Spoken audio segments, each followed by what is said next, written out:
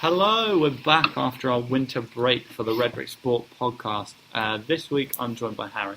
Hello. Alex. Hello. Brad. Hello. And Nicola. Hi. Before we start, I want to pay tribute to Graham Taylor, who is, pardon the cliche, a great football man. We might be the wrong generation to have any real memories of Graham Taylor, but does anyone want to say anything about him? Well, like when I first started going to Villa, he was the manager, so it's like that's quite significant. I don't really have many sort of tangible memories of like him in interviews and stuff, but I think that in itself's like relatively significant. I want to talk, before we get into any of the games, about kind of club loyalty and how it's disappearing from football, mainly due to currently issues surrounding Dimitri Payet at West Ham and Diego Costa at Chelsea. Does anyone have any specific opinions on this? Well, as a Villa fan, I know. Well, to be fair, obviously I'm referring to Delph, but do you reckon Payet leaving West Ham would have more of an impact on Delph leaving Villa? Yeah, of course. Reckon, yeah. Well, he's one of the best players in the Premier League at a middling club. Yeah, but like, considering when Delph left, Villa got relegated with like 3 points or whatever. Yeah, So I can see what you're suggesting. saying. Like, if Payet goes, do you reckon West Ham will be in a relegation I don't fight? think they'll get relegated. Yeah, they're quite good actually. When they get their act together, they're actually a really solid team. I think it helps without Payet in some games because he's not their focal point and they're a little bit harder to pin down. You know, Antonio at the weekend got 3 assists. Yeah. I mean, he could. I don't think he will step into the role, but we could find him sort of becoming more. Lanzini as well. Yeah, Lanzini's Lanzini's a very inventive player. Yeah. And the incredible acrobat Andy Carroll. Yeah. See, like Alex as an Arsenal fan reckons that goal was better than Giroud's. Yeah. No, Okay, well, no. Let's But open it's this a up to very discussion then. Whose goal was better? Giroud's, Mkhitaryan's, or Andy Carroll's? Giroud's. Giroud. Mkhitaryan's was offside. Mkhitaryan's was offside. Morally onside. No, it wasn't. It was offside. Shouldn't have Wasn't counted. given though. Shouldn't have counted. Carroll's goal was the best. Carroll. That's Yeah. just, that's crazy. I think Giroud was fairly lucky because I don't think he had any idea where it was going. Whereas I think Andy Carroll had an idea of where he wanted to put But like, I can't remember many goals that have made me like get the YouTube video and watch it repeat for like half an hour. Andy Carroll's wouldn't quite make me do that, but Giroud's I just could do that. I could watch it forever. Alright. With the Titanic music on top. Yeah. A couple times just to sort of change it up a bit. What about Diego Costa? He's been unsettled. Reports of a huge deal relating to China. Do we think he'll leave? I think, has he not sort of given his word to Chelsea until the end of the season? But I think, to be honest, like, although it's easy to criticise footballers moving to China, I can completely understand from an economic perspective Economics. why they would do it. Because, like, Oscar is earning £400,000 a week now, so he's quadrupled his wage that he was on at Chelsea. And in terms of because I don't think he'll be there for long. I think he'll stay there for about 2 or 3 years. And if that's his choice to do so, then it's up to him, isn't it, really? And he's going to make absolutely millions of money. He'd be earning, so what would he be on, about 25 million a season, something like that. Which is, you can't turn that down. It's just like, what kind of desire Yeah, well, yeah, it's obviously... gets you more? Like, Yes. like Ulterior as motives. Plato would say, like, is your desire like epithumia, or would it be like thumos?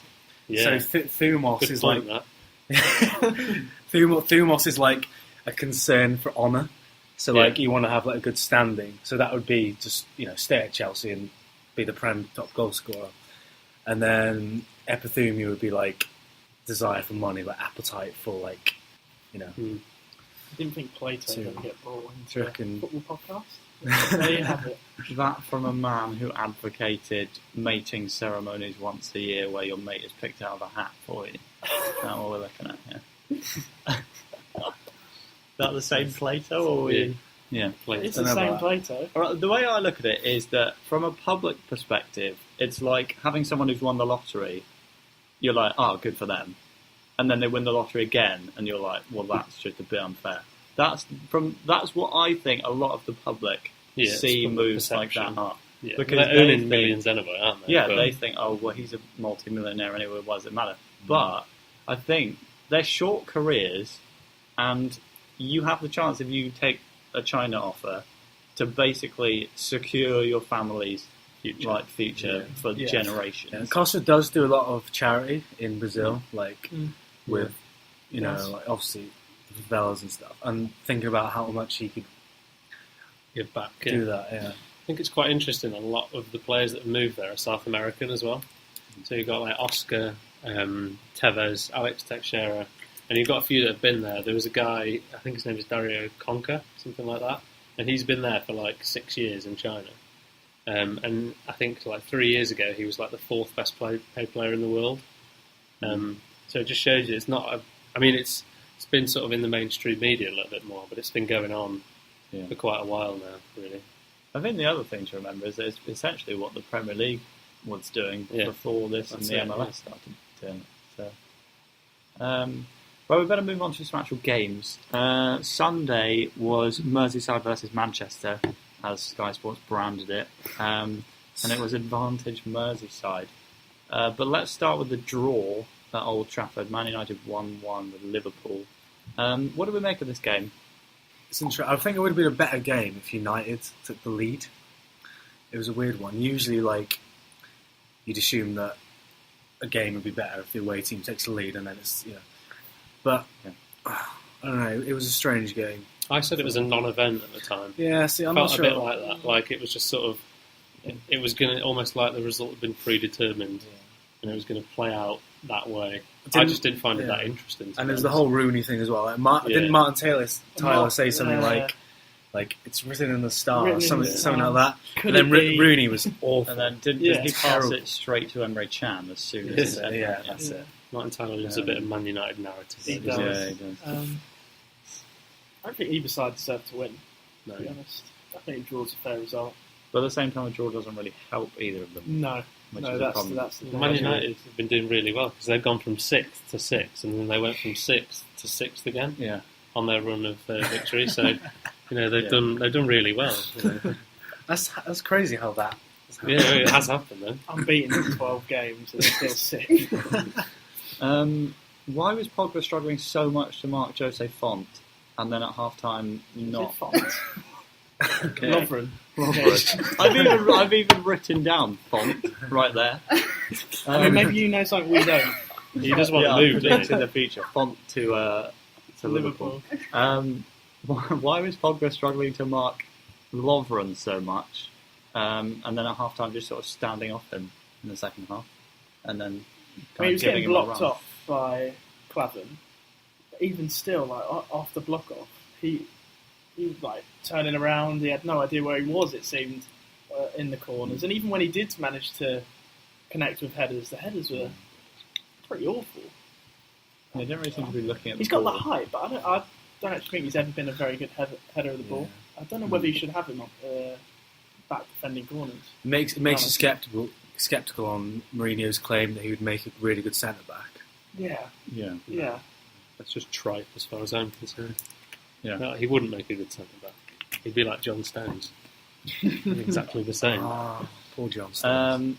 So ultimately, Pogba struggling from a corner led to handball and He a was penalty. dabbing. He was Yeah, it did look like that. And a penalty which Milner put away. And then Mourinho throws on Fellaini. And it kind of pays off because he wins a header, hits the post, Valencia gets it, costs it to Zlatan's head. 99 neck power. Yeah. That was amazing. It was more neck agility. Yeah. But Man United are kind of starting to find the form and the system they want to play. So, where do we think they'll finish this season? referencing our predictions. Yeah. I think they'll finish sixth. Sixth. I think they'll carry on where Right. they've been going. I agree, sick. Okay. And what Yeah. about next season? Second. Second. I think it depends on the transfer window as well. Yeah. But I'd say that being a title fight. Yeah. All right. The other Manchester club didn't fare quite so well and were thrashed 4-0 by Everton. And I don't. This wasn't even luck. This was they completely outplayed Guardiola's Manchester City, and that was Pep's worst defeat in the league as a manager, I think. Insert narrative about disciples of Johan Cruyff. And it was a brilliant performance from Everton. Tom Davies, I know we were talking about Tom Davies before, Brad. What do you think of him? That's the first full game I've seen of him, and I was remarking before to a friend of mine who's an Everton fan, Barry and this 18-year-old kid against City. I thought they were going to get destroyed, and he just completely looked the part. Not only was he good in the tackle and intercepting, his creativity on the ball was brilliant. And that little turn he did past those two City players. Bear in mind who they were as well. It was Clichy and Torre. One of them's a defender, one of them's an absolute beast of a man, and he just steps past them. Yeah. He looked quite commanding as well. They sort of he sort of almost had the attitude of a seasoned pro, almost like he sort of learnt off Gareth Barry how to act on the pitch. Yeah, I know that is he England under-19's captain at the moment. Yeah, I believe he is. So I think you can see from that he's sort of probably will. If he carries on the same trajectory, obviously we don't want to build him up to that. But I think he could be a very decent player. Yeah. Did play a great pass for Lukaku's goal. And then a nice dinked finish of his own, although Lukaku really did try and steal that goal on the line. But I don't blame him though.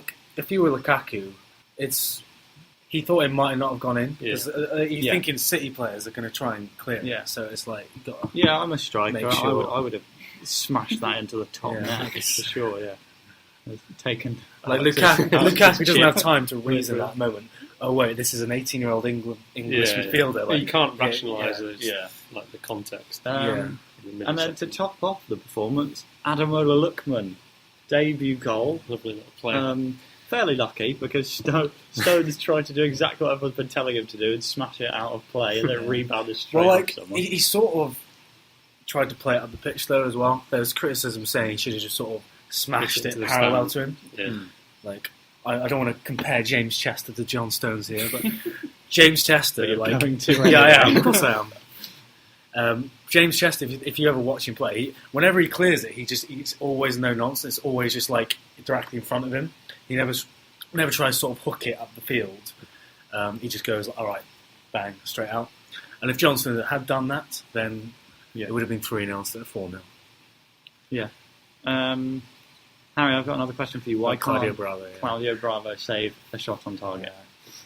He's just it's really, really strange because he has all the sort of, I call them luxurious attributes of a world-class keeper in terms of his mannerisms and the way he carries himself. If you look at Courtois and De Gea, they stroll they're literally composed all the time, no matter what situation. And Bravo has that, but he just doesn't save, and he doesn't save one-on-ones. The fourth goal really was poor. It was absolutely terrible. It's just, it doesn't really require that much explanation. Yeah. Right, Sterling had a penalty shout. That's about the only thing Man City did all game. Do we think that was a penalty? Perhaps, probably not. But No. I don't know. Yeah, it didn't. I mean, City weren't going mad for it, were they? No. I It's mean, been very, very soft. yeah. Would that have changed the game if they had got that penalty? Perhaps, but Everton just seemed to brush them aside. It almost seemed like City with a smaller team, Everton with the big boys rolling up and just doing the business. So it's just a very weird game. We were watching it and we were just sort of thinking how has this happened? 4-0 scoreline on paper looks like an absolute demolition, but I mean, it was. But City looked in the game until 3-0, really. I mean, Yeah. it looked like they could have scored 2. But at the same time, they didn't look that threatening. It's a weird one. You know what I mean? It's hard Yeah, I know to what you mean. describe. Perhaps the problem, as I've got written down here, is that Zabaleta isn't Philip Lahm. Yeah, Mm. that's probably All right. accurate. Let's move to London, because the house prices are so good. Tottenham 4, West Brom 0. This was pretty destructive. Harry Kane hat-trick. Him and Dele Alli both back in form. Ali's assist was magical. Also, Hugo Lloris made like one of the saves of the season. Yes. But it was like an offside shot. He did. But like, I love Hugo Lloris. I But think he's my he's- favourite goalkeeper in the Premier League. he's arguably the best as well. Yeah. But it's open to discussion. Most complete performance of the season, question mark. What from Kane? From Kane, Tottenham, whoever you want to interpret that question. Well, as. I hate to say it, I actually do think Tottenham are like Chelsea's biggest challengers for the title. They've only conceded 14 goals, and they've now scored 43. So, I mean, and that makes for quite interesting reading when you compare the records of teams below them. So, I think Liverpool and Arsenal both conceded about 23, 24. And that Spurs defence is so solid. They score a lot of goals. They seem to be winning games that they should win. Yeah, I think honestly, it annoys me to say it, but Pochettino has done like everything right. But apart from buying Musa Sissoko, apart from that, he's done everything right at Spurs. On that, some counterpoints for us to consider. Mhm. For Tongan's injury, how much do you think that'll affect their defence? They've been playing 3 at the back, haven't Yeah. they? 3 centre-backs. Yeah. So that have an added pressure on it, I think. Yeah, Kevin They Wimmer have to play Vimmer, isn't, yeah. as, Yeah. isn't as talented going forward, passing, No. that sort of thing. And then the sort of, I know it's early to be calling stuff like this, but if, say, Real Madrid come knocking for Dele Alli, he goes, doesn't he? You don't say, oh, so I want Depends to what the money is. stay with the Spurs project. To be honest, I think with the new stadium and everything like that, we could actually see Spurs become like sort of bona fide, like big club rather than being like sort of. Because for me, like in my head, like the whole sort of time I've been watching the Premier League, I put Spurs and Everton in the same bracket. Yeah. They're now breaking out of that bracket. They're becoming a real proposition. So yeah, no, I think honestly he could be tempted to stay. Do you reckon Harry Kane would stay? I think I reckon- Kane's I more reckon likely Harry to Kane- stay I than think they'd Dele give him Alli. anything to stay. I think honestly they'd give Kane like 350k a week. Do you reckon? I think he'd be more inclined to stay than most of the other Yeah. players there. More reason to, I suppose. What about Pochettino? Well, if he gets, so Real Madrid offer Pochettino a job, I can see that happening. Yeah. Although, I mean, because Barcelona's a bit iffy because of Espanyol, isn't it? Yeah. So, I can see him going United when the Mourinho project fails after 3 years, as it always inevitably does. Apparently, they were going after Pochettino rather than Mourinho for a well, little bit. yeah, him and Sir Alex Ferguson had lunch together, which Yeah. means absolutely nothing, Who knows? doesn't it? So if he goes, then what? Then what happens to Tottenham? Yeah, it could fall very That's the flat. thing. I agree. I totally agree with you that they are looking like one of the best teams in the league. But there's so many ifs. There's so many ifs at What every if football Harry club. Kane though. gets injured? What about if Roman Abramovich pulls out of Chelsea completely? What happens to them? There's so many ifs That'd in be football. amazing. Is that a bigger Good if point. than Harry Kane getting injured, though? I don't know. Probably. You'd have to ask Roman Abramovich, but he probably wouldn't answer, would he? No. What you're saying is their squad depth probably isn't. I'm saying that I've got depth question mark written here. So clearly, while writing these notes, I was concerned about Spurs' Yeah. squad depth. I mean, they have some good players on the bench. Son Yeah. could do a job. And Yeah, I like Son. Lamella's injured. Good. And Yeah, got players like that. I think there are teams with better squad Yeah. depth. Man United are a good example because in cup games they can play essentially another starting 11 of starting quality. And teams like Tottenham and Liverpool don't quite have that, No. and that's I think what will hold them back at the moment. Right, let's move on to your beloved Arsenal, Yes. who also won 4-0, but it was against Swansea, who are pretty bad. 4-0 away from home in the Premier League, I don't mind. Yeah, but it's Swansea. Even Paul with Clements Claude Swansea. Makelele as Yeah. assistant coach. He's the only man in the world that's got a position named after him. Paul Clement. Yeah, Paul Clement. Yeah, the Clement role, as it's famously chronicled. Giroud. Is Discuss. he's doing well. I mean, everyone was calling for when the sort of whole Sanchez up front thing was going a bit dry. Everyone was saying, "Yeah, play Giroud," and he provides us with something completely different. But like I've said previously, he frustrates the hell out of me in big games. Seems to go missing. Well, teams seem to just be able to neutralise him quite effectively in the bigger games with better defenders. But he is like a good bully to put on against the lower ranked teams in the Premier League because he always scores against them sort of sides. But I really appreciate Alex Iwobi, although he didn't actually score. He got two own goals came from him, and I think, to be honest, if you look at his performances this season, for someone who's only been in the first team for a year, he's doing really well. And to me, he's sort of like bypassing the Oxlade-Chamberlain sort of role now. He's sort of going past that. I think Wenger really likes him as well, so it'd be interesting to see what happens to him. Also thankful that Nigeria aren't in AFCON. Oh yeah, Otherwise, no, he would've gone. yeah, that would be annoying. Yeah. Yeah. Right. Our last game of major discussion is Leicester, reigning Premier League champions, who lost 3-0 at home to Chelsea. Weird having Chelsea all the way down in 5th in our running order, but it's becoming sort of routine for Chelsea to win, and even without Diego Costa, they looked pretty good, didn't they? Yes, Good, yeah. they were a good football team. And As they Marcus have Alonso, Yeah. he failed at Bolton. Well, I Suddenly. said something about him like 6 weeks ago. I said that he's like not really that good at attacking, so I'm now being forced to swallow my words after he scores 2. He became Yeah. their third defender to score a brace behind Terry and Ivanovic. Wow. Yeah. I think John he Terry's has got been 40 equated goals, the hasn't same he? thing as well. You could see what? Do you remember Equated doing Ivanovic that went at for a some point. stage? Yeah. Ivanovic went for a stage of scoring like every week. Didn't Yeah, Yeah. he? Like 2, 3 he's the years. weirdest right back in football. Yeah. He's Yeah, more he has like no pace. It's more like a world's strongest man contestant. He is, yeah. Rocking up as a Chelsea right back. I look at him. This is obviously completely just makes no sense. But I look at him as like Abramovich on the pitch. I know, I understand what you mean. Yeah. Yeah, like a manifestation. Yeah, of Abramovich, yeah. yeah. So that's what I see. Right, let's talk about Leicester's tactics here, because last season they won the Premier League out of nowhere, playing 4-4-2 every week. Don't compromise for anyone. Don't change for anyone. Why were they playing 3 at the back, or /5 at the back, against Chelsea, trying to go man for man against a team who's clearly better than them? AFCON.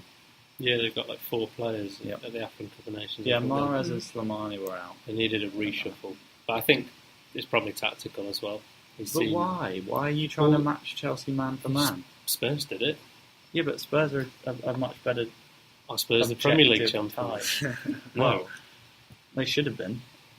they should have been. They should That's have an won. interesting They point. should have won last season. They should have got 10 more points. No, in fact, No, more, I think they should have won last 13 more season. points. I didn't really understand Ranieri's tactics, but there you go. We'll take a break and we'll come back and talk about some more stuff.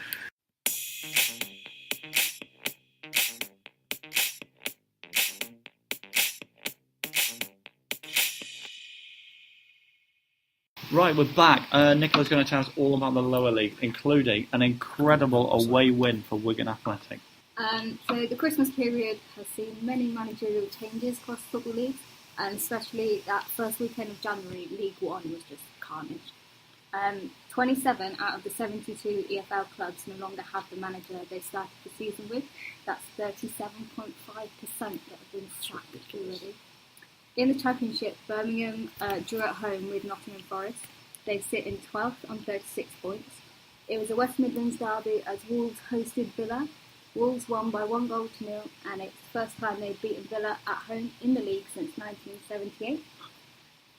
Wolves sit 16th on 32 points, while Villa are 13th with 35 points.